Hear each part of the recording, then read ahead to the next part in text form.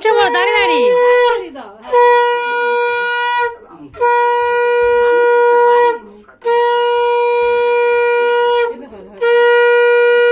তুমি ওকে হাত দিয়ে ঘিরে রাখছো কেন?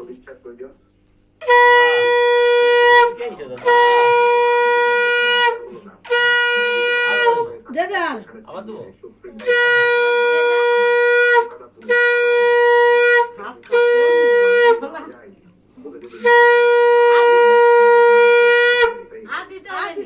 মাঝখানে একটু দে দাও, মাঝখানে কপালে দিয়ে দিচ্ছে কপালে। আর নয় এবার তাকে একটু আশীর্বাদ করে দে।